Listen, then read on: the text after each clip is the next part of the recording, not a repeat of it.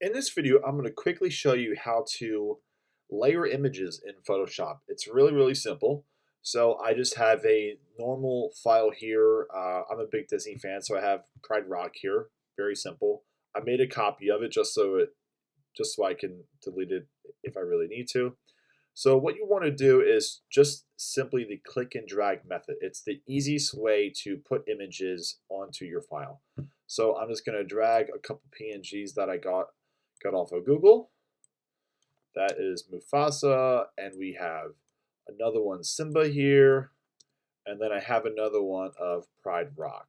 Just another copy of it. So what you want to do is you have all of your images here, and every time you bring something into Photoshop, it creates it on its own layer. So if you look over here to the right side, the layers are the images are already somewhat layered. So what you can do is you can turn these off.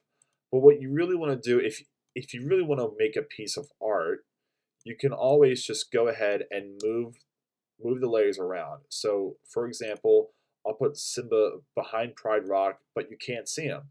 But if you were to click and drag the layer and bring it on top of the Pride Rock image, now you see Simba. And that's a really simplistic, basic way to layer your images in a certain order.